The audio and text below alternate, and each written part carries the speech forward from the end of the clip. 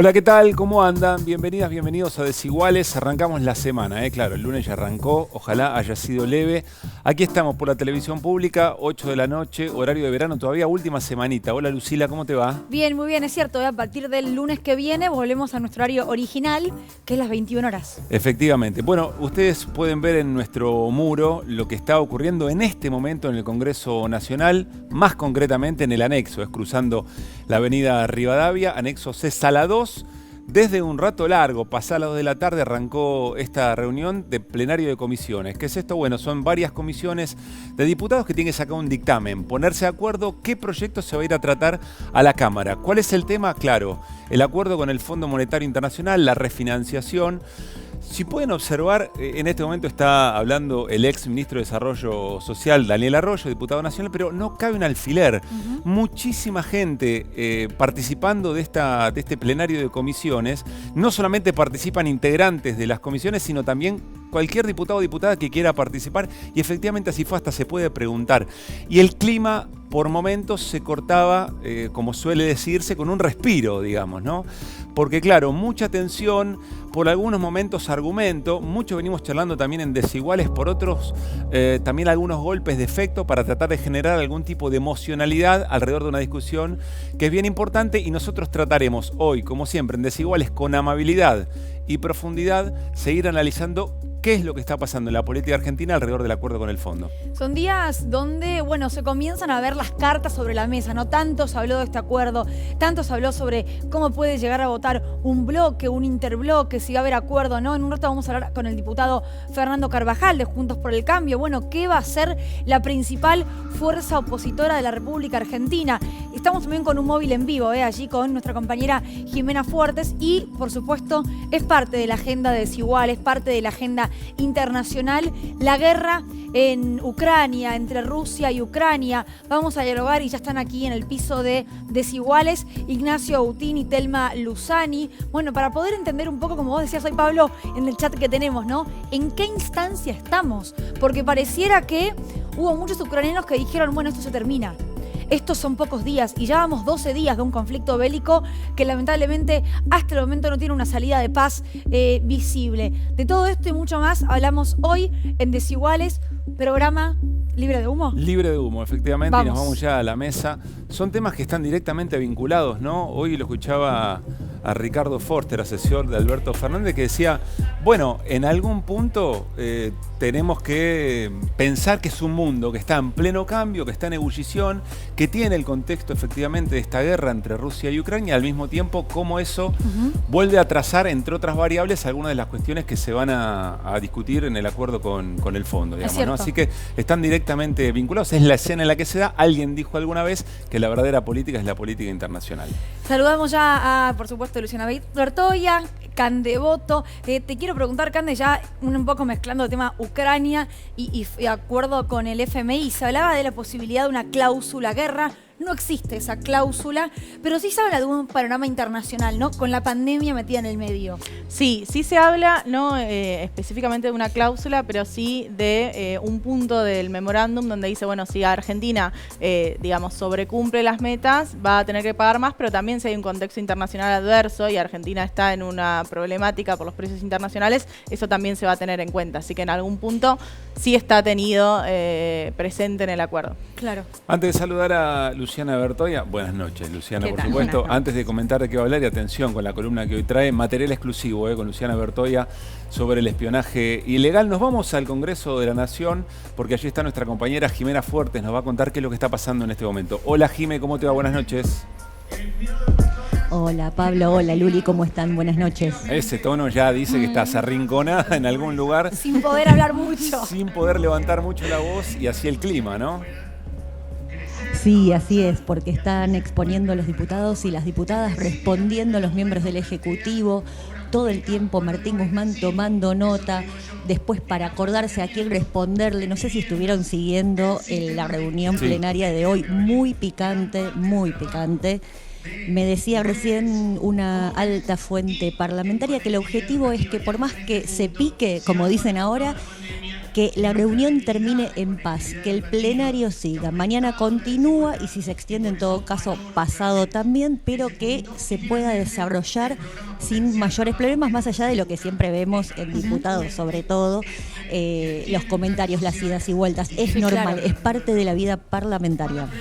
Jimé, detrás tuyo vemos las ya famosas mesas alargadas, ¿no? Está hablando, entiendo, el diputado Daniel Arroyo, pero, por ejemplo, siguen allí Guzmán, parte de su equipo. ¿Quiénes están de diputados referentes de cada sector?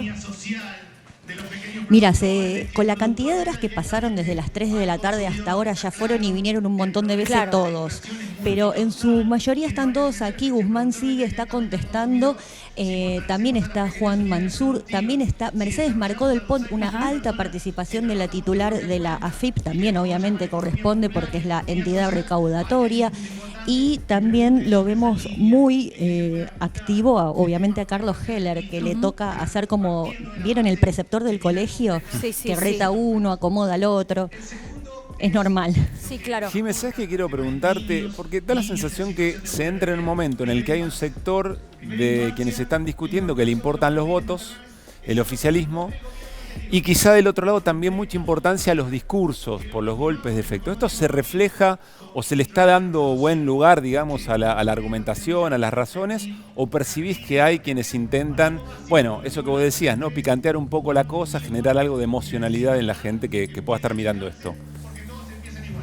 Sí, pero igual eso es muy común, ¿eh? Nosotros por ahí hoy estamos muy atentos a esta sesión, pero todo el tiempo se picantea, se dicen cosas, incluso en los discursos que después no se votan, eso ha pasado mucho aquí en el Congreso, pero principalmente se está tratando por la parte del oficialismo, del Ejecutivo, digamos, de encauzar la discusión, de tomar las preguntas o los cuestionamientos y responder puntualmente eso, no engancharse en ninguna otra cosa, es la orden que tienen desde la estrategia parlamentaria, ¿no? Ahora, Jimé, mañana será el día en que van a hacer esta exposición sindicalistas, empresarios, representantes de movimientos sociales. Gobernadores también. Todavía no está la lista con los nombres y apellidos completa. Lo que te quiero preguntar es, ¿cuál es el objetivo en cuanto al dictamen que se busca obtener? El objetivo es que participe la sociedad civil, es que los sindicatos y las cámaras empresarias sean parte de la discusión y puedan venir a preguntar, porque vos tenés la posibilidad incluso de hacerle consultas a las autoridades aquí cuando participás del plenario. Quizás tenemos en la memoria, ¿se acuerdan cuando fue la discusión por el aborto? Que venían un montón de organizaciones de la sociedad civil a preguntar, a exponer, a querer saber. Bueno, es una forma de dar mayor participación democrática, en este caso con los sindicatos y las cámaras empresarias. Jimé, la última por ahora, esta es la semana, claro, del poroteo, de llegar al recinto. ¿Qué se sabe? Con las precauciones de siempre, ¿no? Eso puede ser una situación muy cambiante. Sí, eso te iba a decir, es muy dinámico, pero la verdad los veo bastante tranquilos a Germán Martínez, el jefe de la bancada oficialista, y a su equipo.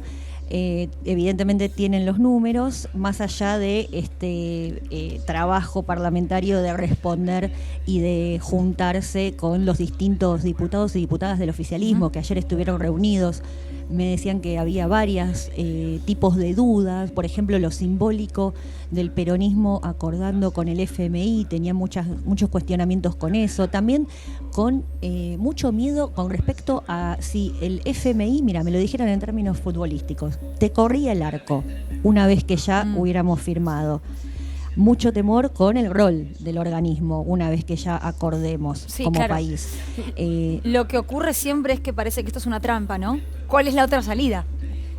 Digo, pareciera ser ya a esta altura la gran pregunta, porque ante este acuerdo uno puede decir negociaron mucho, se negoció mal, bueno, ahí ya entra en otro plano, pero hoy la Argentina tiene un vencimiento que es el próximo 22 de marzo, así que ya la sumacante también con esto, que no puede pagar, que no tiene manera de pagar, ¿no? Sí, incluso hoy Guzmán, después de la intervención de Bregman y del Caño, decía, bueno, yo adhiero a muchos de los que se dijeron, la realidad es que nosotros somos la gestión y esto hay que pagarlo, no tenemos con qué pagarlo, así que claramente es la línea de la gestión actual. Claro. Sí, yo agrego otro elemento, el gobierno también tiene que lograr todo lo que prometió en campaña en términos de mejorarle ostensiblemente la vida a la gente, Para eso necesita un orden macroeconómico que entiende el gobierno, se le da un acuerdo con el fondo, pero al mismo tiempo el acuerdo con el fondo encorseta las herramientas que se pueden utilizar. Este es el gran desafío, se me ocurre, que tiene el gobierno de acá en adelante. Un laberinto, ¿no? Se parece bastante a un laberinto. Así es. Jimé, volvemos, cualquier novedad o cualquier diputado o diputada que quiera dialogar con nosotros. Gracias. Gracias a ustedes. Bueno, muy bien. Luciana, a ver, material exclusivo y tiene que ver con el espionaje ilegal durante el gobierno de Mauricio Macri. Vamos a mostrar algunos elementos que tienen que ver con entender que la reunión que se hizo en el Banco Provincia el 15 de junio de 2017 fue pensada desde el secretismo total. Vamos a escuchar que dicen, bueno, tenemos que ser, muy precavidos. Y después, por otro lado, que quien gestionó el lugar fue nada más y nada menos que la secretaria privada de María Eugenia Vidal. ¿Tenemos estos testimonios? Tenemos esto. Está en la causa. Claro. Bien, bueno, testimonios están en la causa, pero no se conocen, o por lo menos no se han escuchado hasta ahora. Bertoia está en todos lados, es como las moscas, ¿viste? Sí, no seas mala, es una mariposa, una mosca, lo dijo. No, pero la vamos mariposa no está en todos lados, la mosca sí. Tenés razón, nos vamos al living y nos vamos allí porque efectivamente tenemos invitados de lujo, Ignacio Utín y también está Telma Luzani, analistas de política internacional. ¿Cómo están? Buenas noches. Buenas noches. Hola, bienvenido, bienvenida. Gente que escribe libros viene a decir, Sí. vale. No somos nosotros, claramente. No, claro. No somos vos y yo. Para por ahora. Por ahora. El día sí, que es cierto. escribamos Trujillo. Plantar un árbol, tener un hijo, ¿ya lo cumpliste? Sí. Vos sí. Bueno, ahora vamos a mostrar el material que nos trajeron, pero que acredita que vienen trabajando sobre estos temas hace mucho tiempo. Charlamos con Lucila en la previa del programa. ¿Dónde estamos parados en este momento en la situación bélica allí entre Rusia y Ucrania? ¿Dónde están poniendo el foco, Telma?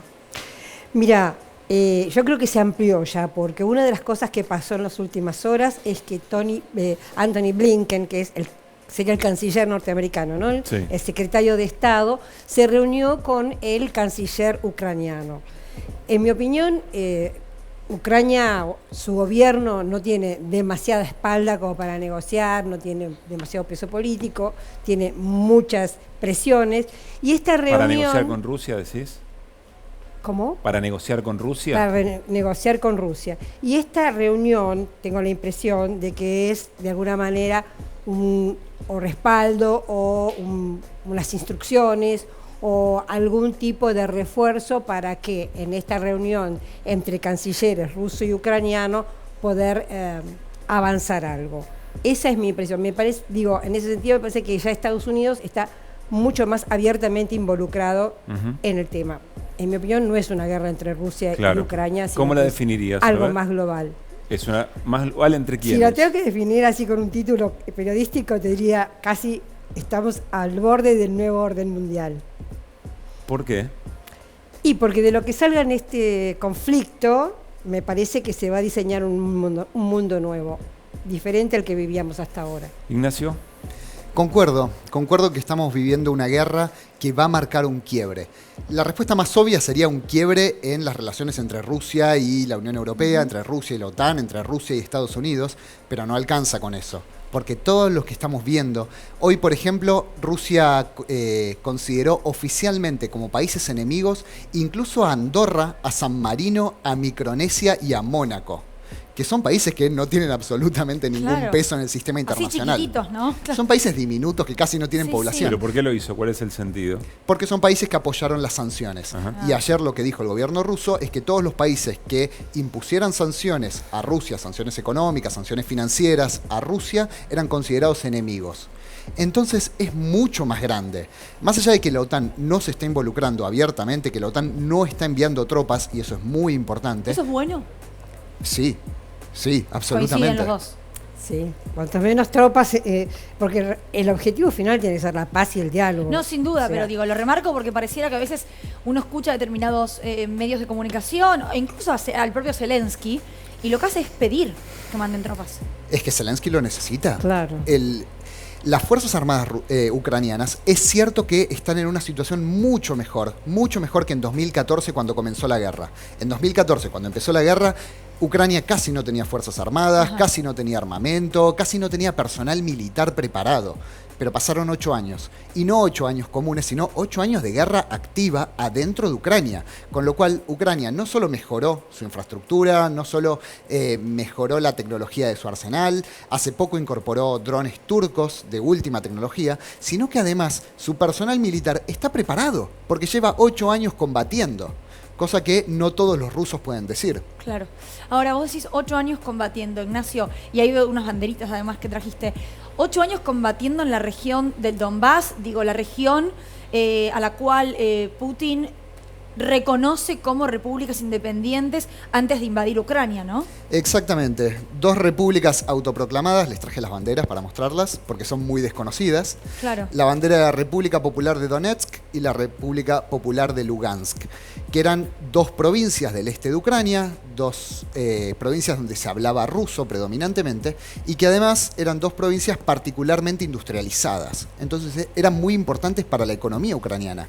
Y a partir de 2014, a partir del inicio de la guerra, estas 2 regiones se declararon independientes, pero el gobierno de las 2 repúblicas autoproclamadas no controla la totalidad del territorio de las provincias. Controla mucho menos que el territorio que reclaman. Ahora, cuando Putin decidió reconocer la independencia de estas 2 repúblicas el pasado 21 de febrero, no reconoció el territorio que hoy controlan las 2 repúblicas, sino el territorio que las 2 repúblicas reclaman, claro, el territorio al que aspiran. Con lo cual ya sabíamos desde el 21 de febrero, 3 días antes de la invasión, ya sabíamos que iba a haber una escalada al menos en esa región, porque el gobierno ruso estaba avalando la avanzada de los separatistas, insurgentes, rebeldes o como se les quiera llamar. Tal vez cuando Ignacio dice guerra, no sé si estás de acuerdo, Ignacio, 214 es una guerra civil. Es una guerra ucranianos interna contra los habitantes de la zona esta, ¿no? Del Donbass. O sea, no es como esta guerra donde ya son 2 países. No, pero lo interesante es poner el inicio del conflicto allí. Sí, saca por entonces supuesto. a una locura de Putin de en un par de días tomar esta decisión. Telma, con toda la experiencia que tenés, ¿qué es lo que más te indigna en términos de la cobertura y el análisis de este conflicto? No sé si la palabra es indignación, porque las guerras de información o la guerra de propaganda son partes de la guerra desde... No es una novedad. No es una novedad, desde siglos y siglos. Así que en ese sentido, no. Nosotros, lo que me parece que, como vivimos en la zona de Occidente, recibimos bombardeo específicamente de un sector de noticias, de las agencias anglosajonas sobre todo, y bueno, mucho menos de la parte china o de la parte rusa o de la parte asiática. Entonces, en ese sentido, estábamos muchísimo más, digamos, manipulados, si querés, ¿no es cierto? Digo, la mayoría de nosotros. En ese sentido, no sé si me indigna, me parece que es parte del juego. ¿Y qué es lo que me te gustaría parece? que los periodistas, bueno, los colegas, sí, tuvieran como la posibilidad que existe de ver todas las fuentes.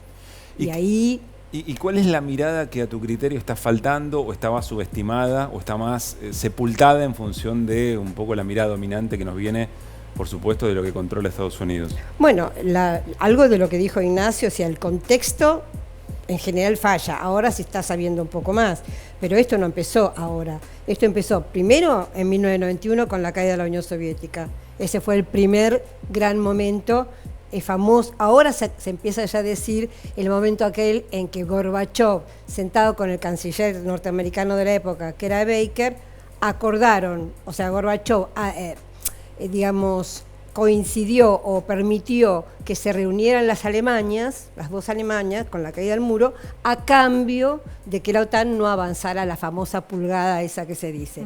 Y esto sabemos que no se cumplió, o sea que ahí empieza el primer problema.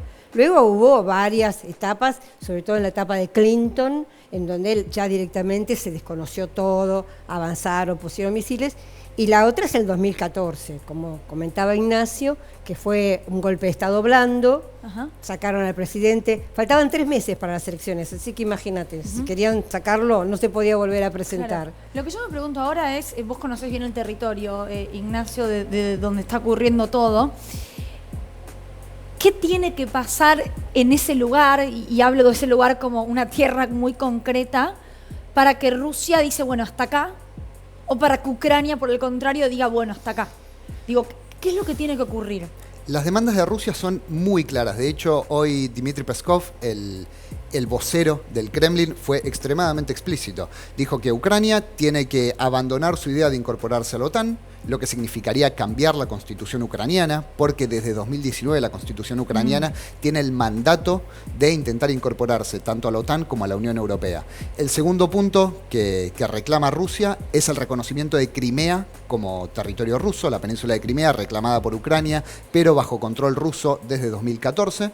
Y el tercer punto que reclama Rusia es reconocimiento a estas dos repúblicas del Donbass. O sea, inamovible en esos 3 pedidos. Aparentemente. En las 3 reuniones que hubo hasta ahora, aparentemente. Algunas sí. Por ejemplo, la de la OTAN es inamovible y el reconocimiento de Crimea, supongo que también se puede llegar a algún tipo de acuerdo de estatus especial de la zona, no lo sé.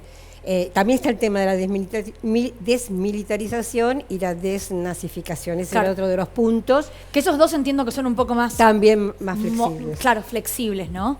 Porque se entiende por desmilitarizar, desnazificar, ni hablar, porque, y corríjanme si lo digo mal, pero entiendo que Zelensky no es que cuenta con el apoyo de un partido nazi para haber llegado a la presidencia, ¿no es así? No, lo que existe en Ucrania son una importante cantidad de grupos paramilitares o de extrema derecha o abiertamente neonazis. Eso existe. Y existe sobre todo porque en 2014, como decía antes, Ucrania no tenía fuerzas armadas. Entonces necesitó recurrir a grupos paramilitares que tenían la motivación porque eran ultranacionalistas, iban a luchar por la patria, por Dios, por la bandera.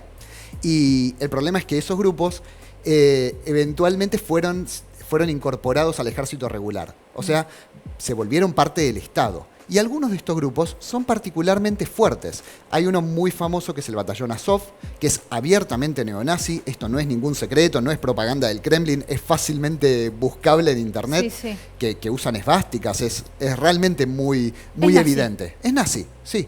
Pero una cosa es que existan grupos paramilitares o grupos parte de las Fuerzas Armadas que son abiertamente neonazis y que tienen poder y que hay que preocuparse por ellos. Realmente es un tema muy grave. Pero otra cosa completamente distinta es que estos grupos tengan el poder del país. Claro. No es lo mismo. De hecho, siempre vale la pena recalcar, Zelensky es judío. Sería muy curioso que con familia, de hecho, víctima del Holocausto. Entiendo. Absolutamente. Sería muy curioso que si Ucrania fuera un país nazi, como se dice desde Rusia, le permitieran que Zelensky fuera presidente. Claro. No, el presidente sería un ucraniano cristiano ortodoxo, no sería nunca judío. Sí, iba a decir una cosa, que hay otra versión, digamos, de esta parte en cuanto a que se dice, en el 2014 se afirmaba que estos grupos neonazis, en realidad había algunos, pero vinieron muchos de afuera, incrementando este levantamiento, esta famosa revolución de colores, que fue muy obviamente una instigación de Estados Unidos. En ese momento, la que hoy es subsecretaria de Estado, Victoria Nuland, estaba en las plazas, activando como cualquier otro ciudadano. En ese momento ella tenía un cargo en Europa. John McCain, ex candidato presidencial por el Partido Republicano, estuvo también en esa plaza. Estaba en la plaza, o sea que fue una instigación clara, y digo, los grupos neonazis hasta ese momento no eran menores, eran marginales, pero hubo mucha influencia desde afuera, y de hecho entraron a Ucrania que grupos... existen, pero no gobiernan, digamos. Y hay una forma yo creo que muy evidente de ver cuánto apoyo real tienen estos grupos, más allá de que son fuertes y que es un problema grave, insisto. Casi todos los grupos paramilitares que se formaron en 2014 tuvieron su ala política, cuando no fue al revés, porque en algunos casos los partidos políticos tuvieron sus grupos paramilitares. A lo que voy es, casi todos se presentaron a elecciones. Y no ganaron.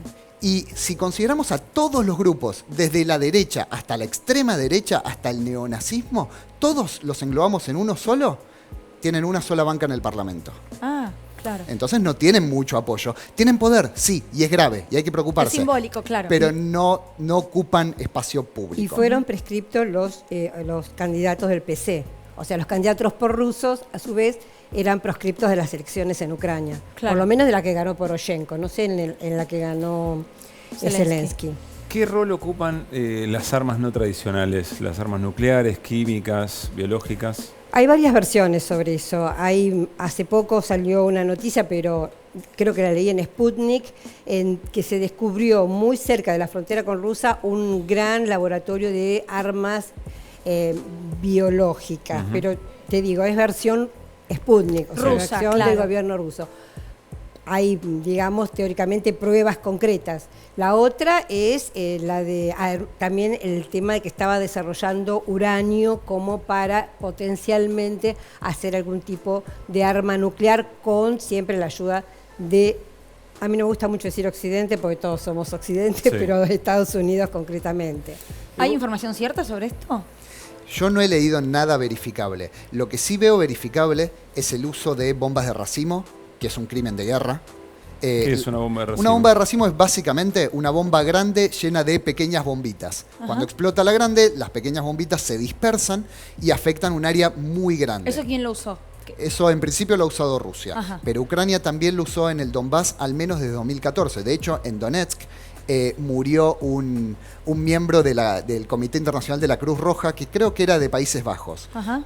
por los ataques ucranianos en su momento con bombas de racimo, creo que fue en 2015. Me preguntan desde la producción por bombas termobáricas. Yo no sé qué son. Aparentemente se habló de esto. Bueno. No sé. ¿Se movió China, puede ser? En las últimas horas entiendo que hubo una reunión del gobierno chino, incluso con algún referente de los Estados Unidos. Mira, hubo varias cosas. Por un lado habló el canciller Sí. Wang, reiteró su alianza, ellos no ponen el nombre alianza, su amistad férrea como una roca, esto es textual, con Rusia. Y de hecho, antes, desde el momento, yo creo que podríamos remontarnos al 4 de febrero. El 4 de febrero, cuando están los Juegos Olímpicos de Invierno, se reúnen Xi Jinping y Putin. Y pocos días después sale una declaración conjunta muy importante donde sientan las bases del nuevo orden mundial. A partir de ahí, cuando se desencadena la guerra, China dice que está dispuesta a comprar todo lo que Occidente no quiere comprar de Rusia, que lo va a hacer. Si de alguna manera hay como un respaldo. No creen, corríjanme, ¿no? Que luego de la invasión, que fue el 24 de febrero, los días siguientes, China comenzó, ¿no? Como este rol de, si quieren, soy árbitro. Después parece como que se apagó un poco. Hoy lo volvió a repetir. Bueno, pero el que apareció después fue Israel, que efectivamente comunicó de manera oficial que había tenido comunicaciones con los dos gobiernos. Israel, Turquía, Arabia Saudita y Kazajistán. ¿Y esos países o algún miembro de esos países a modo de representación creen que puede efectivamente ser el árbitro? Yo le tengo mucha fe a Israel, porque Israel en principio tiene una importante migración de Rusia y de Ucrania. Tiene muy buena relación tanto con Rusia como con Ucrania y además tiene buena relación con Estados Unidos claro. y, muy importante, no es miembro de la OTAN. Entonces tiene todas a favor para ser un buen árbitro. El problema es que para ser un buen árbitro tenés que tener al menos 2 equipos que quieran jugar Sí, claro. y que quieran dialogar con el árbitro y que respeten al árbitro. Y en este momento me parece que eso no lo estamos viendo, porque lo que demanda Rusia, Ucrania no lo quiere ceder, y lo que demanda Ucrania, Rusia no lo quiere ceder. Entonces no hay árbitro que valga. ¿Hay, a criterio de ustedes, hay alguna posibilidad de que terceros países ingresen directamente en el conflicto o que Rusia entienda que efectivamente son enemigos y accionen sobre ellos? En un segundito nos contestan, porque nos vamos al Congreso Nacional. Está Juan Manuel López, diputado de la Coalición Cívica, para dialogar con Jimena Fuertes y Desiguales. Jimena, o diputado, no sé con quién estamos. Con Jimena, Pablo, Bien, buenas Jimé. noches, de vuelta, ¿cómo están? Te Bien. escuchamos, Jimé. Bien, aquí estamos con el diputado de la Coalición Cívica, Juan Manuel López. Hola, Juan Manuel, ¿cómo estás? En principio quería que nos contaras cómo evaluás vos, cómo se desarrolló hoy esta reunión plenaria de comisiones, cómo crees que fueron las intervenciones y las respuestas, sobre todo. No, me parece que hubo un respeto que hasta ahora en otras comisiones no había habido, tanto de Juntos por el Cambio como del Frente de Todos. Hubo respuestas del ministro que nos pueden gustar o no, pero que por lo menos fueran dichas de la manera correcta, no como venían algunos mensajes. La verdad que como vino el proyecto con algunas consideraciones políticas de ataque a nuestra gestión, creo que eran un exceso, pero bueno, el tono ha ido cambiando con el correr del día. ¿A vos te pareció que mejoró, lo ponderás positivamente? Sí, a ver, el programa para nosotros no resuelve los problemas de la Argentina. De hecho, hay un programa porque el fondo pidió que haya algo. Ese programa solamente es un parche para para pasar lo que quede del gobierno del presidente Fernández, y creo que con la expectativa tal vez del Fondo Monetario, pero en realidad de todos los argentinos, de que en algún momento alguien tenga un plan para sacar adelante este país. Juan Manuel Y con o respecto Jimena, a lo si que- me escuchás, quisiéramos Sí. preguntarle, hacer una Sí, te consulta escucho. al diputado López, quizás se la puedes trasladar vos. ¿Cuál sería un Sí. proyecto en términos económicos o vinculado al Fondo Monetario que efectivamente resolvería los problemas de la Argentina a criterio del diputado? Aquí desde el piso mis compañeros nos preguntan cuál sería tu criterio, un programa económico que sí resuelva los problemas teniendo en cuenta el acuerdo con el fondo. Bueno, el acuerdo con el fondo es necesario porque es un acreedor al que hay que pagarle. Como dijo el ministro Guzmán, salirse del sistema del Fondo Monetario Internacional, que es un organismo de Naciones Unidas, es salirse del mundo. Es un organismo que se pusieron de acuerdo hace muchos años, en 1940 y pico, no me quiero confundir, y tiene reglas que si te salís de ahí perdés todo tipo de financiamiento y se abre un frente de inflación, de pobreza, de producción, mucho más duro que el que hay. Un programa que saque adelante a la Argentina, primero un programa que genere confianza, que tienen que elaborar expertos en economía, pero también lo tienen que conducir políticos a los que la sociedad les crea. La sociedad me refiero a la persona que quiera abrir un kiosco para ver si le puede ir bien, o un emprendimiento un poco más grande, o el que tiene algún ahorro ponerlo en el sistema financiero, o el que tiene algo más poder invertir en proyectos productivos. Y esa confianza es la que no está desde hace mucho tiempo en nuestro país. Para eso hay que ser serios y proponer algo consistente, ¿no? Bien, Y Jimena, la última por mi dale parte, vos, si dale vos. les parece. Sí, claro. ¿Cómo? Dale vos, Jimé. No, la discusión de cómo va a votar el articulado, esta discusión sobre si el artículo 1, el artículo 2, la ley entera, Se ríe, para López. la gente que no tiene quizás... Vamos a explicarle a la gente entonces. Recién hay un proyecto del Poder Ejecutivo, hay otro proyecto, por ejemplo, el de la coalición cívica, pero esos proyectos se tratan en comisión y no necesariamente van a llegar al recinto como los mandó el Poder Ejecutivo. Nosotros vamos a tratar de que ese proyecto tenga cambios. Vamos a estar en comisión hoy, mañana y el miércoles y vamos a sesionar el jueves. Depende mucho de esos cambios que tenga el proyecto, cuál va a ser nuestra votación, en particular, pero también en general. Estamos todos de acuerdo, creo, en que el Congreso tiene que darle la autorización de financiamiento al Poder Ejecutivo, al presidente o al ministro Guzmán, mejor dicho, y al presidente del Banco Central, para que vayan al fondo de vuelta a decir tenemos el aval para refinanciar la deuda. Respecto al programa, que es lo que hay que hacer para cumplir con esa refinanciación, nosotros creemos que no corresponde al Congreso de la Nación tratarlo, y el ministro fue bastante claro en ese sentido, dijo, le corresponde al Poder Ejecutivo diseñarlo y llevarlo adelante. Veremos si nos podemos poner de acuerdo en una redacción que nos permita a todos sacar este escollo de adelante, que es no saber si en unos pocos días vamos a entrar en cesación de pagos con un organismo tan importante. Bien. Jimé, Perfecto, gracias. diputado, muchas gracias por su tiempo. Gracias, Jimé. Pablo y Luli. En cualquier momento volvemos al Congreso, por supuesto. De hecho, en un rato hablamos con el diputado Fernando Carvajal, de Juntos por el Cambio en Formosa, va a estar aquí, podemos pelotear algunas cosas más respecto de lo que está ocurriendo. Bueno, Telma, Ignacio, gracias por la paciencia. Decía, ¿ven posibilidades de que terceros países participen Ingresen. directamente, claro, en el conflicto? Es decir, a nivel bélico, Sí. mira, espero que no, la verdad que no sé qué puede pasar. Lo que es una situación que puede explotar es el hecho de que se extienda hacia Europa, hacia el oeste de Europa. Yo quiero creer que la sensatez hace que no se extienda a nivel bélico. Empezará a haber a nivel de mediadores, de posibilidades de paz, pero por supuesto también con el tema de los migrantes, que es gravísimo. Sí. Sí. Pero espero que a nivel bélico no. ¿Vos, Ignacio? Yo tampoco veo un avance hacia el exterior de Ucrania. Me parece que la OTAN por ahora no se está metiendo porque sabe perfectamente que Es una catástrofe. si se mete es una catástrofe, en principio como mínimo para la propia Ucrania, pero también para el resto de Europa y por qué no para el resto del planeta, considerando el armamento que tiene Rusia y el armamento que tiene la OTAN. Como decíamos antes, sería una buena noticia que nadie más se involucre en este conflicto. La pregunta es, si no se mete nadie más, ¿cómo salimos de esto? Claro. Si Rusia no quiere ceder, Ucrania no quiere ceder y los bombardeos no cesan, Entonces, ¿cómo salimos de esto? Y esa es la pregunta. Hay distintos escenarios, hay distintas posibilidades. Podemos intentar adivinar cuál es la estrategia bélica y la estrategia de negociación, pero no la conocemos. Claro. Y eso hace que este conflicto sea tan difícil. Tiene muchas aristas, tiene muchísimos actores involucrados, tiene una pata económica, tiene una pata política, tiene una pata en seguridad y defensa. Está extremadamente expandido y eso lo hace realmente muy complejo. No solo complejo para entender, para explicar, sino complejo para resolver. Claro. Pero en principio sería una buena noticia que se involucraran la menor cantidad de países posibles.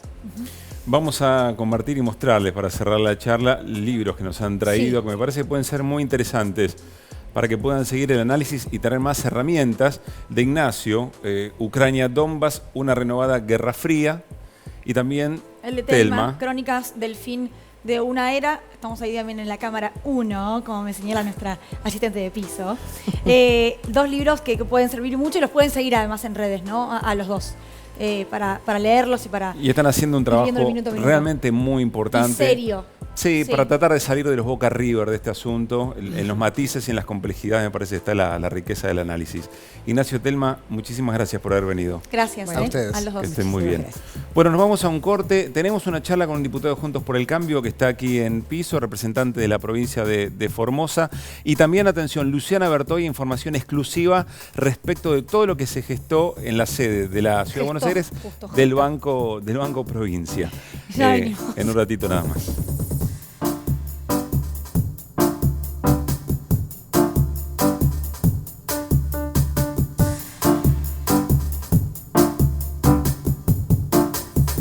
Estás en Neuquén, estás en tu canal de bandera. Para ser competitivos en la industria es necesario contar con una flota de vehículos acorde a los tiempos que corren. Por eso, a la hora de renovar el parque automotor, piense solo en el especialista. Nadirán Mercado, subastas online. Fútbol argentino, Copa de la Liga. Con la magia del Pulga, el Sabalero busca la punta. Tigre Colón. Lunes, 21 horas. Televisión Pública. Cuando uno la ve, siente que todo marcha. Con BBVA tengo un asesor financiero virtual que me ayuda a ordenar mis gastos. De Bransen a Wall Street. Arre. Arre a mis finanzas. A vos no, Eduardo. Escúchate esta. Me agrupa los gastos en categorías. Controlo todo. Me falta domar el frizz del pelo y la hago completa. Esta es mortal. Asigno presupuestos para después no agarrarme la cabeza con los gastos. Vos no te puedes agarrar la cabeza, pero me entendés. Qué lindo cuando la ves. BBVA, creando oportunidades. Festival País 2022. Mendoza. Lunes a las 23:30. Fiesta Nacional de la Vendimia. Abel Pintos. A continuación, desde Ojo de Agua, Santiago del Estero, el Festival Nacional del Artesano. La Berizo. Los grandes festivales están aquí. Vivilos este lunes desde las 23:30. Televisión Pública.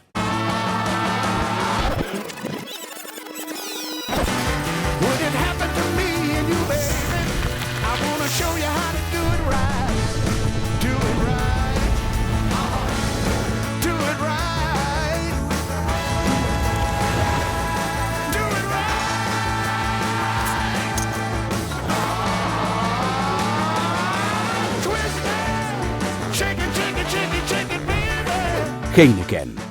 Llegó Cocina Rica y Sana, una colección ideal para renovar tus recetas con ingredientes nutritivos y accesibles. Con cada entrega, una pieza de vajilla de bambú para armar un set para 4 personas y actualizar tu mesa.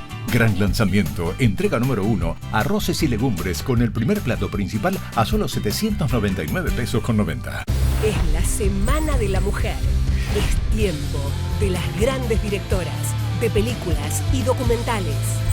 La novia del desierto, Mala Madre, La Botera, Gotas de lluvia, Hogar, Canela, Los que vuelven, La Casa de Argüello, Las buenas intenciones, Camping, Viví una semana de alto talento. La Semana de la Mujer, desde las 22, en la televisión pública. Es imposible hacerse famosa en un día, crear tu propio uniforme, ser modelo, una atleta poderosa o competir como mujer trans.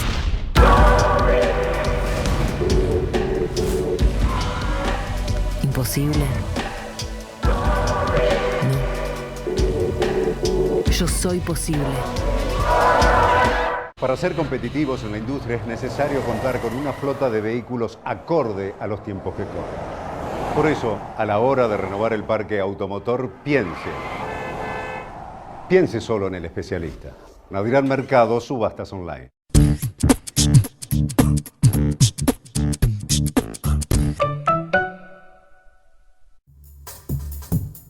En Desiguales, ya vamos a volver al Congreso de la Nación porque en este momento continúa la reunión de Comisión de Finanzas y Presupuesto y Hacienda, pero en el marco judicial, Lu, nos adelantabas un material exclusivo que tiene que ver con esta reunión filmada por la AFI en el Banco Provincia. Sí, un poco lo que nos permite conocer es la cocina de cómo se armó esta reunión del 15 de junio de 2017 en la que empresarios, servicios y funcionarios de María Eugenia Vidal o del macrismo, bueno, se dieron cita para ver qué hacían con Juan Pablo el Pata Medina, ¿no? Cómo impulsaban las causas en su contra.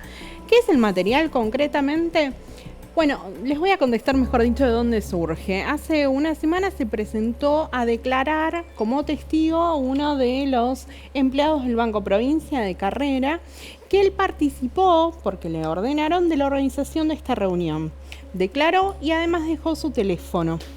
Entonces, en el Juzgado de La Plata, a cargo de Ernesto Kreplak, analizaron estas llamadas e intercambios que sostuvo con otra persona. Esta persona se llama Guillermo Esquilari y él intercambió con Emilia Jaime, que era la secretaria de Juan Curuchet, a cargo del Banco Provincia. Para entender, lo que vamos a escuchar pertenece al teléfono celular de un empleado de carrera del Banco Provincia que voluntariamente lo entrega, diciéndole a los jueces, miren, yo no tengo nada que ver, soy un empleado, me pidieron cosas y acaté órdenes. Dentro de ese teléfono se van desprendiendo distintas patitas, por decirlo de algún modo, que llevan, por ejemplo, María Eugenia Vidal. Exactamente. Si les parece, escuchamos los intercambios.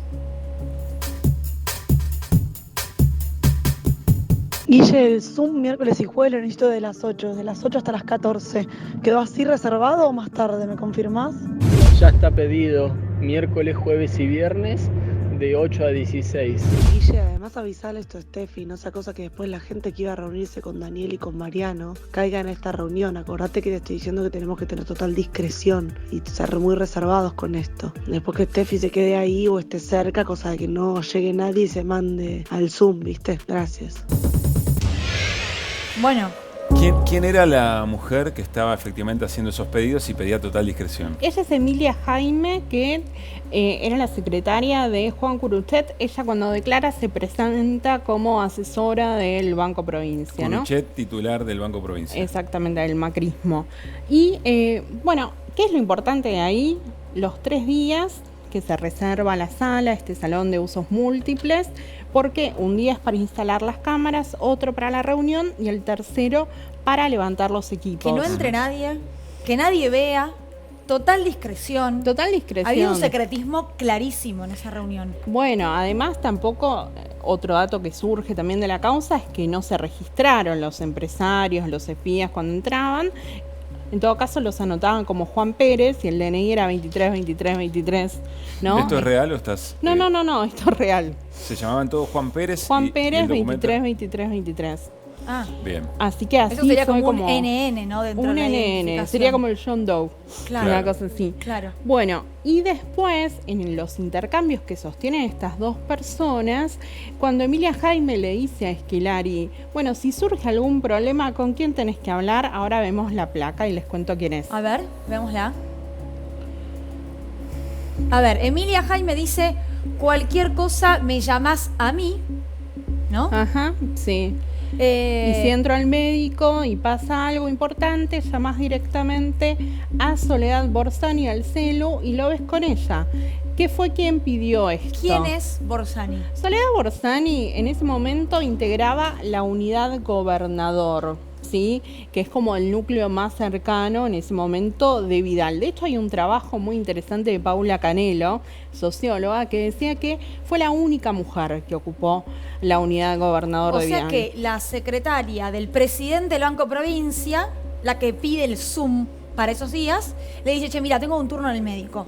Si no puedo estar disponible, llama a la secretaria de Vidal porque ella es la que me lo pidió a mí. Bueno, y un dato más. Ahí la vemos a Borsani. Borsani y Vidal son amigas desde los 2-3 años. Se conocieron porque era la vecinita de la abuela de Vidal. Fueron juntas al Colegio de la Misericordia. Son madrinas cruzadas. Son muy amigas, son de gente de confianza. Bueno, es la línea clara con Vidal, ¿no? Hoy está pidiendo a la querella del Pata Medina que investiguen las llamadas. O sea, más allá de todo lo que Borsani se pueda suponer y demás, este testimonio la pone a Vidal en escena. Exactamente. Sin ningún tipo de dudas. Exactamente. Muy bien, gracias Lu.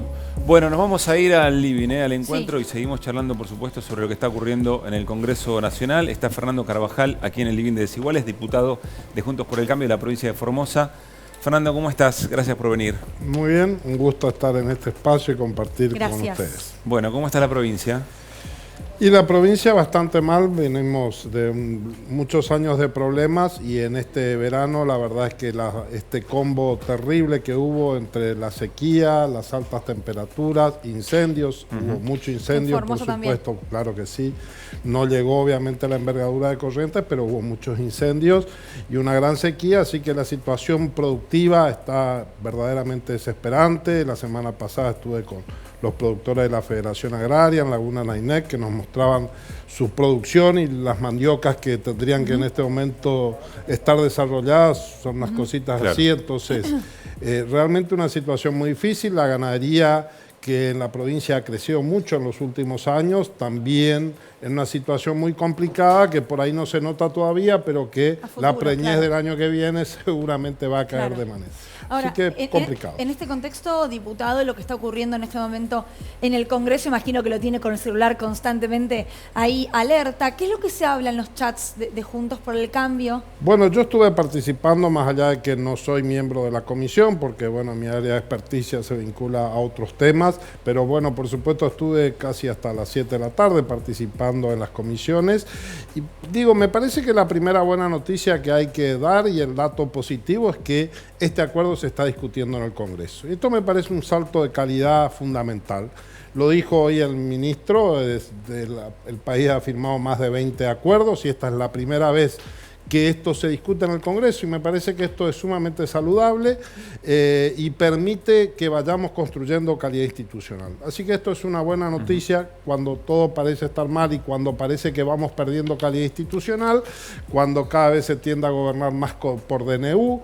Me parece que es una buena noticia, por eso disiento con la posición que han tenido algunos colegas que pretendían volver esto para atrás. Creo que... Aparte digo, que pasa por el Congreso, es una ley que votó así es, la Cámara así entera. Es. De alguna manera es una obligación constitucional, pero había una vieja costumbre que se aplicó durante un montón de gobiernos de distinto signo político que no se cumplía con este paso y me parece destacable que el año pasado, por iniciativa del gobierno, hay que decirlo, pero con consenso de todas las bancadas, se haya acordado que esto tiene que ser discutido. Ayer hubo un comunicado Juntos por el Cambio donde se manifiesta que no se va a empujar la situación al default, pero hay posiciones muy divergentes hacia adentro respecto de que quienes quisieron acompañar y quienes no el acuerdo.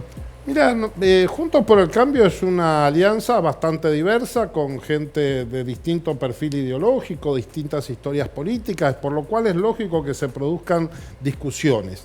Pero lo que creo que es importante es que estas discusiones existieron, hubo posiciones encontradas, pero finalmente lo que hubo es la decisión política de, dada esta discusión, vamos a acompañar lo que es la política o el acuerdo de endeudamiento. Y también hemos consensuado de que lo que no podemos ni debemos meternos es en la implementación o en la decisión de cuáles son las políticas económicas que van a permitir cumplir con esas. ¿Eso significa que no se van a involucrar porque no les corresponde, porque el que decide es el gobierno, que fue electo? Así es. No porque no estén de acuerdo o porque estén reclamando esas reformas estructurales que han sido parte del ideario de Juntos por el Cambio.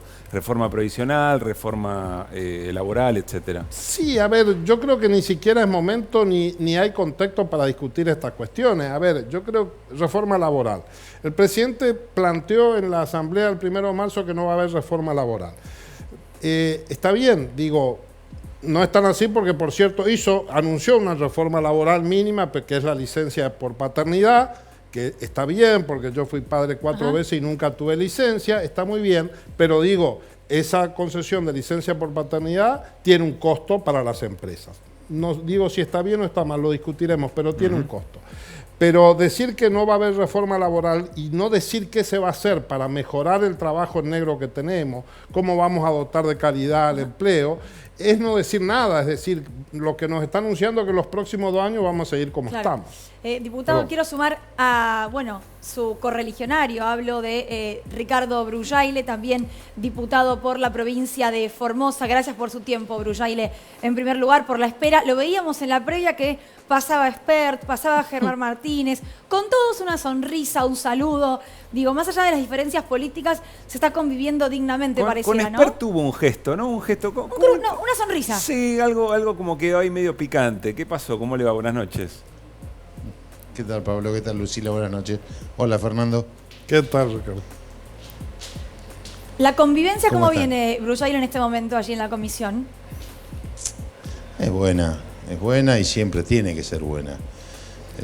Creo que entre todos tenemos que pensar y responder de cara a la sociedad.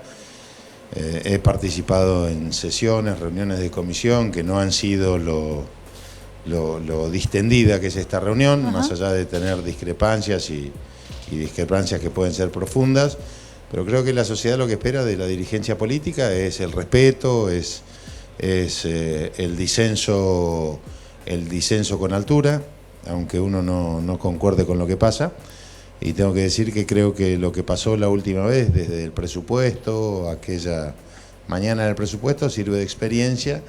Y sirve fundamentalmente porque hoy el oficialismo no tiene los votos y que entonces hay que tratar de apaciguar y llevar esto de una manera bastante razonable hasta el día de la sesión y ojalá siga después este clima. Claro. Pero bueno, esto tiene que ver con la composición de la Cámara, ¿no? Ahora, diputado, ¿usted coincide con Carvajal en el sentido de, hay que acompañar un acuerdo, no hay que dejar, tal como dijo el comunicado de Juntos por el Cambio, a la Argentina que caiga en default, pero no así el programa económico? Lo que pasa es que no es competencia nuestra. Nosotros, por la Constitución Nacional, lo que tenemos que hacer es autorizar el endeudamiento y en virtud de la ley 27612 que se sacó. Pero nosotros no podemos fijar objetivos fiscales, monetarios, tarifarios, porque no nos compete, entonces no podemos asumir esa responsabilidad. Yo entiendo que el oficialismo quiera expresarla, pero ¿cómo hacemos nosotros? Nosotros somos el contralor del Poder Ejecutivo. ¿Cómo ejercemos nuestra función si no podemos controlar eso? ¿Cómo podemos nosotros, como legisladores, decirle a la sociedad que el aumento tarifario va a ser del 10, 20, 30, 50%? ¿Cómo le decimos que la emisión monetaria va a ser tantos puntos del Producto Bruto? ¿Cómo hacemos para decirle que vamos a financiarnos con los organismos multilaterales en tanta plata? Entonces, lo que nos están pidiendo en ese caso es que asumamos una responsabilidad que no nos compete. Claro. Sí nos compete, y es nuestra responsabilidad, decir que el gobierno no caiga en default, pese a que hay sectores del oficialismo que no tiene problema que el gobierno caiga en default, nosotros lo asumimos con absoluta responsabilidad, porque la cesación de pago del Estado es la quiebra de muchos argentinos. Brullaile, muchísimas gracias por su tiempo y por la espera. Gracias. Muy amable. Hasta luego. Bueno, muy bien, vamos a compartir, se ha hablado bastante en estas semanas acerca del origen de la deuda y efectivamente sí, la deuda que toma el gobierno Juntos por el Cambio tenía que ver con un proyecto a futuro, digamos, en realidad venía a subsanar deudas, dice la oposición, que había dejado el gobierno de Cristina Fernández de Kirchner. Cande, ¿qué podemos decir sobre esto? Sí, en realidad los cruces que se dieron hoy en la comisión informativa tenía que ver por un lado con esto y por otro lado con los tipos de deuda que se toma. Digamos, muchas veces desde la oposición lo que se hace es calcular en dólares la toma de deudas del actual gobierno, y la discusión o la respuesta que da siempre Martín Guzmán a esto es, bueno, diferenciar entre la deuda en pesos y la deuda en dólares. Tenemos el recorte de las intervenciones de este cruce entre Laspina y Guzmán, si les parece lo vemos. Dale. Según este acuerdo del Fondo Monetario, la deuda acumulada durante la gestión de Alberto Fernández probablemente sea el récord histórico, obviamente. Van a ser 90.000 millones de dólares. 65.000 millones de dólares ya ocurrieron, digamos, ¿no? Entre deuda del Banco Central, digamos, ¿no? Porque acá se imprimió una cantidad de pesos exorbitante que después tuvo que retirar el Banco Central para que no generara una hiperinflación. He tenido la oportunidad de tener una muy fuerte exposición en el mundo académico, tanto desde la docencia como desde la investigación, desde la discusión con pares, desde la discusión con hacedores de política económica. Permítame decirle que me cuesta encontrar una situación en la cual se exhiba tamaña debilidad conceptual como cuando hacen una conversión de deuda en pesos y financiamiento del Banco Central de la República Argentina al Tesoro a moneda extranjera, y hablan por lo tanto de endeudamiento en dólares. ¿Dónde están las rutas, las escuelas, los caminos, los puentes que se pagaron con sus 65.000 millones de dólares de emisión de deuda en estos 2 años? ¿De qué estamos hablando? ¿De qué estamos hablando? Porque uno se pregunta, si pesos y dólares fuesen lo mismo, ¿por qué entonces en lugar de permitir la salida de capitales en dólares no se permitía la salida de pesos en la Argentina? Hoy tendríamos una situación muy diferente desde el punto de por vista favor, de la estabilidad al señor ministro. de la balanza de pagos. Todo tuyo, Cande. Se dijeron muchas cosas y seguro vamos a tratar de distintas aristas. Voy a enfocarme específicamente en la diferenciación en la deuda en pesos y la deuda en dólares. Tengamos en cuenta que la deuda en dólares se paga justamente en dólares, que es una moneda que no emitimos pesos. Entonces, cuando uno quiere pagar una deuda en dólares, tiene que pasar por el mercado cambiario, y el problema de eso es que uno hace aumentar esa demanda de dólares, entonces a su vez genera una presión devaluatoria que hace que la deuda en dólares crezca. Entonces es como una bola de nieve que va creciendo porque necesitas cada vez más pesos para hacerte cargo, y esa es una de las principales diferencias de la deuda en pesos y la deuda en dólares, además de a quién se lo estás prestando. No es lo mismo prestárselo a un organismo multilateral con el cual entras en cesación de pagos que al propio Estado y los distintos niveles de este Estado, ¿no?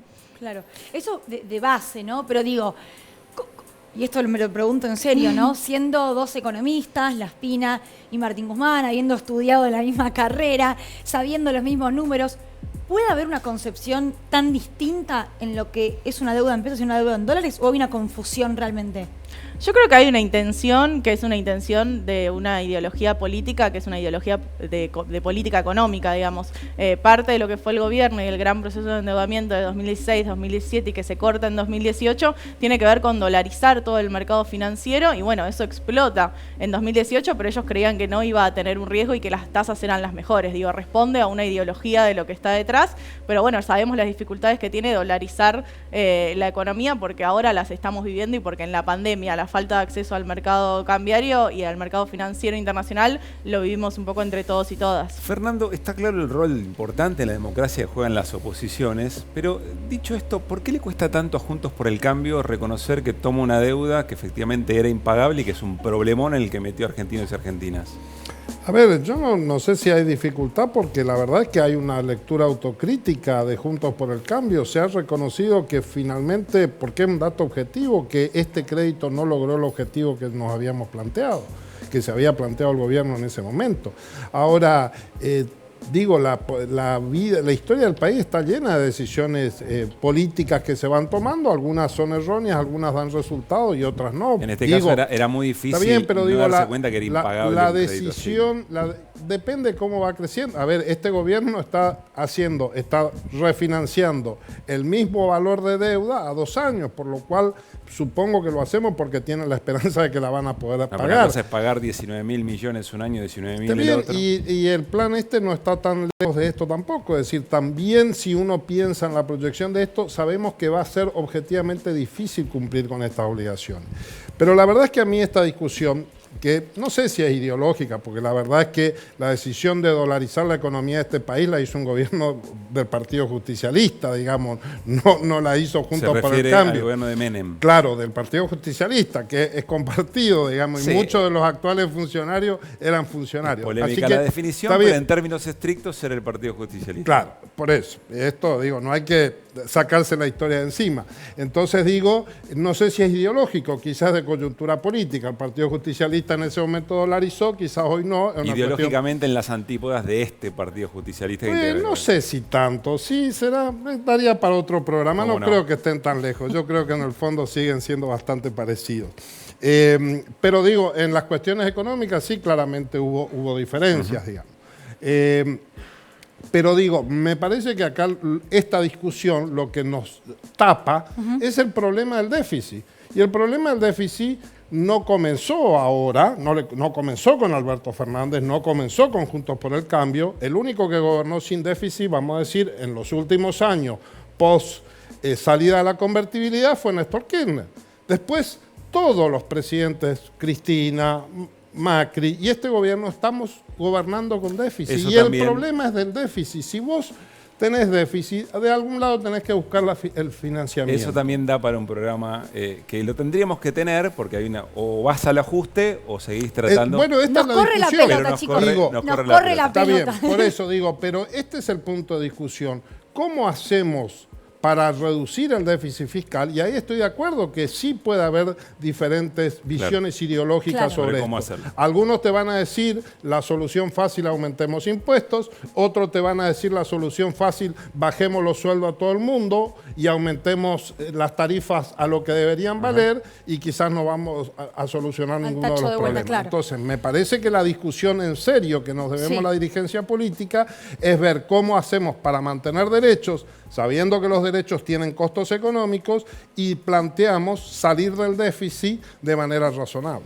Fernando, muchas gracias por haber venido. Ha sido un Muchísimas gusto. gracias. Dejamos plantadas algunas charlas a futuro. Bueno, nos vamos, nos corre la pelota. Decías partidazo, Sí, Tigre claro. Colón. Elemental. Muy lindo partido. Para la zona además que me interesa, ¿no? Claro, si Tigre gana, creo que se mete en zona de 4 y Colón, bueno, se arraiga. Así que vamos a ver fútbol en la televisión pública como debe ser, por otra parte. Por supuesto. Mañana, 8 de la noche, martes, Día de la Mujer Trabajadora, Día Internacional de la Mujer Trabajadora, nos volvemos a encontrar. Que pasen bien.